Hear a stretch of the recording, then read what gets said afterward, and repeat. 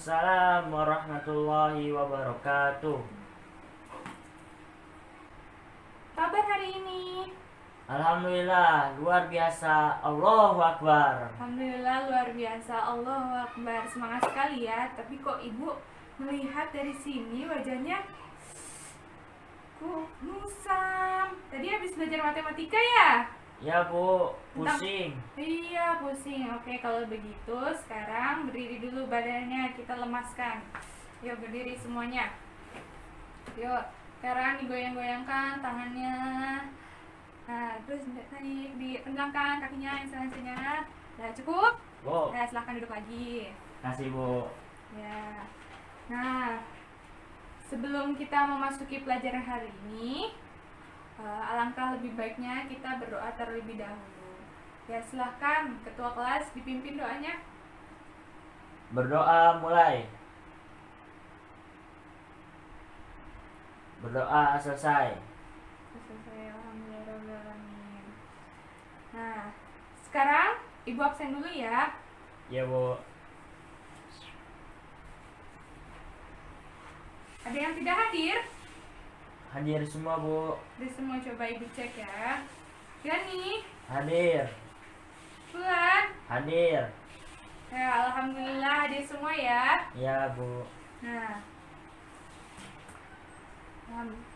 sebelum kita memasuki pelajaran untuk hari ini, Ibu ingin mengulas sedikit materi yang telah lalu.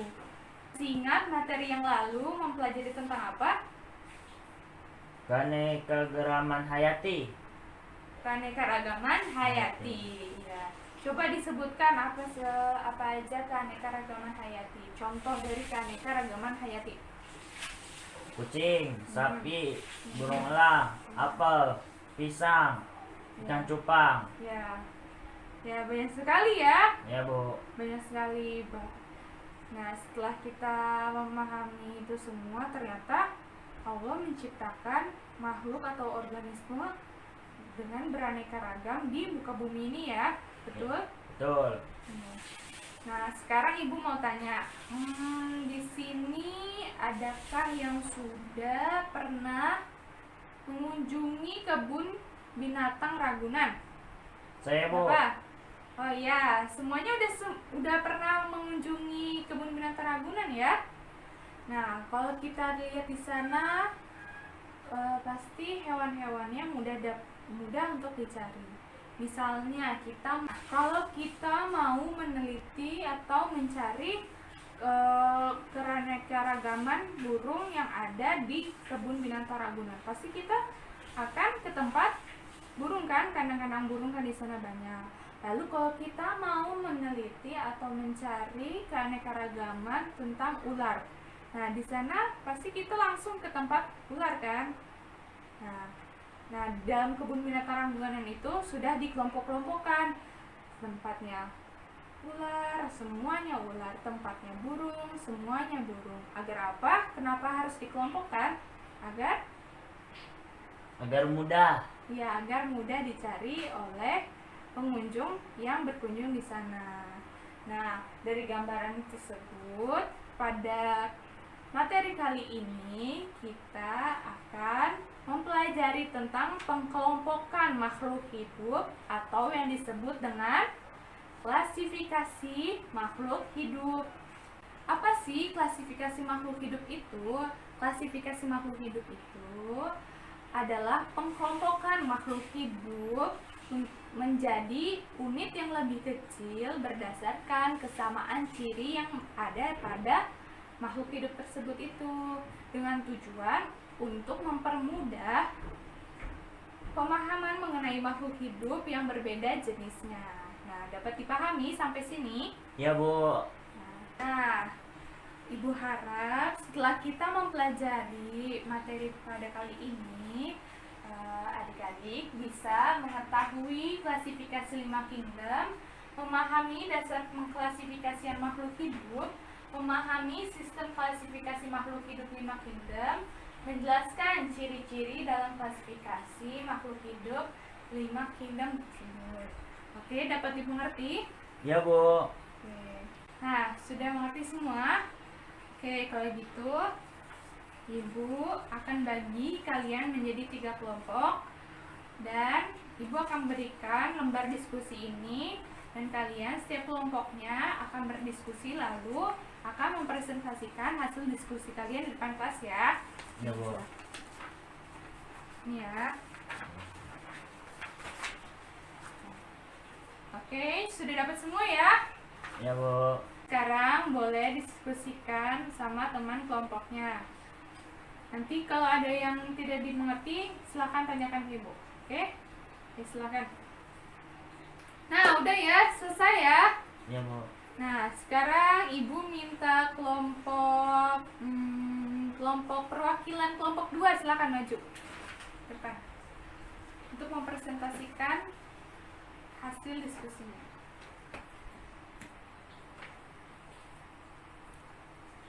Makhluk hidup. Pertama, kucing kampung. 2, ayam kate.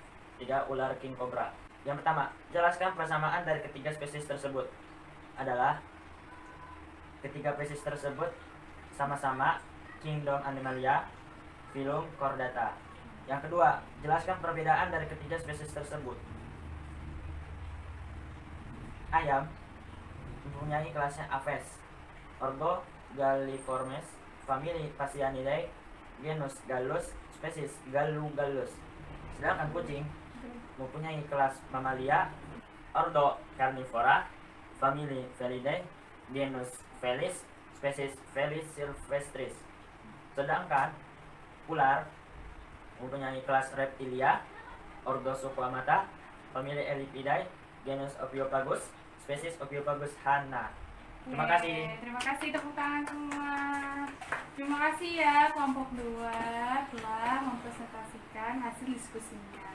Oke, sudah semua ya hasil diskusinya dipresentasikan. Karena pada hari ini semuanya bagus ya tadi. Oke, tadi kan sudah dipresentasikan ya dari semua kelompok hasil diskusinya. Sekarang Ibu akan menjelaskan kembali tentang klasifikasi makhluk hidup. Nah, kemarin Ibu sempat dengar kelas yang lain, kelas IPA lain, nggak masuk. Kemarin Ibu sempat dengar murid-murid pada pusing gitu mendengarkan 1, 2, 3. Kemarin Ibu sempat mendengar murid-murid tuh pusing mendengar rumus kimia yang diajarkan dengan Bu Dewi kemarin. Nah, sekarang tenang, biologi itu Ibu mempunyai tips agar menghafal cepat klasifikasi makhluk hidup. Nah, ikutin ya bersama-sama. King Philip cari orang paling jenius sedunia. King Philip cari orang paling jenius sedunia. Nah,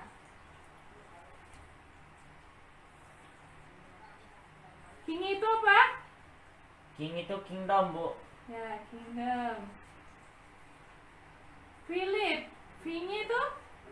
Filum. Lalu King Philip cari ya? Ya, C-nya itu? kelas. Iya, kelas ya.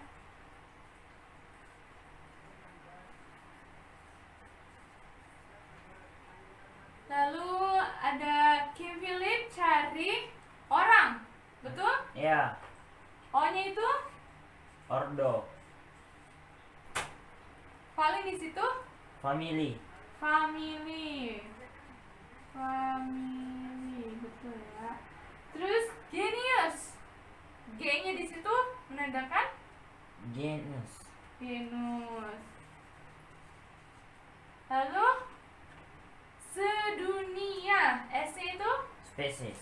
spesies. Udah kan? Udah, Bu. Udah, coba kita ulang lagi. King Philip cari orang paling jenius sedunia. Oke, tepuk tangan untuk kita semua. Mudah kan? Mudah, Bu. Nah, kalau diulang-ulang terus pasti akan gampang. Iya dong. Oke, sekarang kita bahas tentang sistem 5 kingdom. Nah, tadi kingdom apa aja?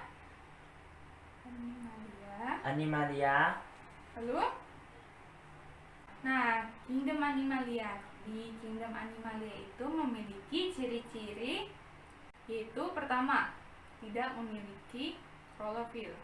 Yang kita ketahui makhluk hidup seperti hewan ya, Animalia kan hewan, tidak memiliki klorofil.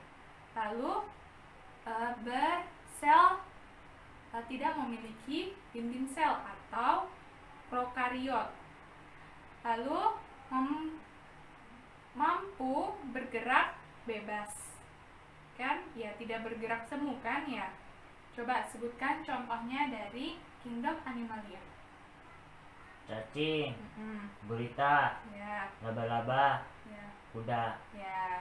Oke, baik. Lalu yang kedua ada kingdom. plantain. Nah, kingdom Plantae. Nah, ciri-ciri dari kingdom Plantae itu yang pertama tadi kan kalau misalnya Animalia itu tidak memiliki klorofil. Nah, sedangkan kingdom Plantae itu memiliki klorofil.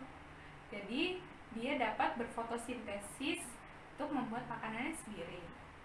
Nah, selain memiliki klorofil, kingdom Plantae juga memiliki dinding sel atau kita sebut dengan Eukaryot. Nah, coba sebutkan dari Coba sebutkan contoh dari kingdom Plantae. Tumbuhan pohon mangga. Ya. Lalu bunga kembang sepatu. nah ya, banyak ya bunga-bunga, tanaman-tanaman. Nah, lalu selanjutnya ada kingdom Fungi. Nah, di kingdom fungi ini dia memiliki sel yang terbuat dari kitin dan tidak mempunyai pigmen fotosintesis, termasuk organisme eukariotik, yaitu memiliki dinding sel. Nah, coba sebutkan contoh dari kingdom fungi. Siapa yang bisa? Saya, Bu. Ya. Jamur roti, jamur tempe. Ya, aneka jamur ya. Lalu kalau kingdom selanjutnya ada kingdom Monera. Nah, ciri-ciri dari kingdom Monera ini tidak mempunyai selaput atau dinding inti atau sering kita bilang dengan prokariot. Coba sebutkan dari contoh kingdom Monera. Ganggang. Ya, ganggang, betul. Nah, selanjutnya ada kingdom yang terakhir, kingdom protista. Nah, pada kingdom protista ini ciri-cirinya cuma satu, yaitu dia hanya bersel tunggal atau uniseluler. Nah, contohnya ada protozoa. Oke. Paham sampai di sini?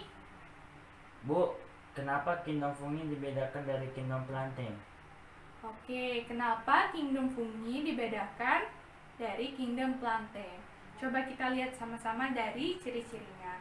Apakah kingdom fungi memiliki zat klorofil? Tidak. Nah, maka dari itu kingdom fungi dibedakan dari kingdom plantae. Kalau kita lihat dari ciri-cirinya kan, plantae memiliki zat klorofil sehingga dia dapat berfotosintesis. Lalu sedangkan kingdom fungi tidak memiliki zat klorofil untuk berfotosintesis. Paham? Paham. Lalu bagaimana jamur mendapatkan makanan? Oke. Jamur mendapatkan makanan dari sisa-sisa organisme yang telah mati. Dia menyerap atau mengekspresi enzim yang merombak makanan menjadi molekul sederhana sehingga dapat diserap oleh sel-sel jamur tersebut.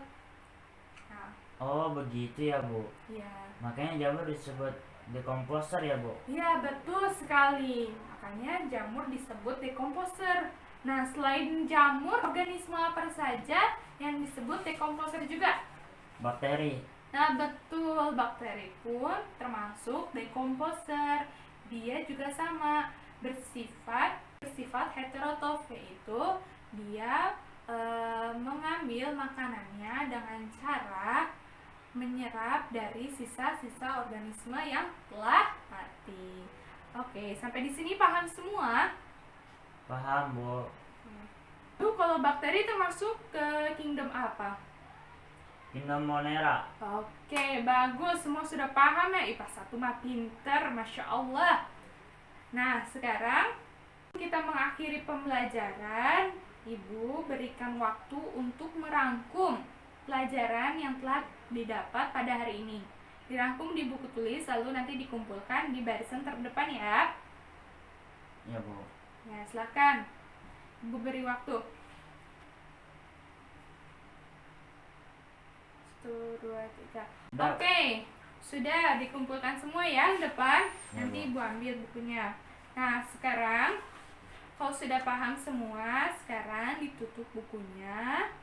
Ibu punya post-test. Nah, nih. Isi post-testnya ya. Oke, sudah dapat semua ya? Ya, Bu. Ya, Ibu berikan waktu 10 menit untuk mengisikan post-test. Silakan. Oke, dikumpulkan post-testnya. Ya. Udah semua ya dikumpulkan, oke. Alhamdulillah, pada hari ini kita telah mempelajari klasifikasi makhluk hidup. Nah, pekan depan kita akan mempelajari kladogram dan kunci determinasi. Ibu harap semuanya membaca terlebih dahulu ya. Dapat dipahami? Ya, Bu. Oke, kalau begitu kita akhiri pembelajaran kita hari ini dengan mengucap alhamdulillah bersama-sama. Alhamdulillah. Amin. Subhanakallahumma Allahumma wa wa bihamdika bihamdika, asyhadu an la ilaha illa anta astaghfiruka wa atubu ilaik. Assalamualaikum warahmatullahi wabarakatuh. Waalaikumsalam warahmatullahi wabarakatuh. Ibu pergi dulu ya. Ya, Bu. Nanti Kak.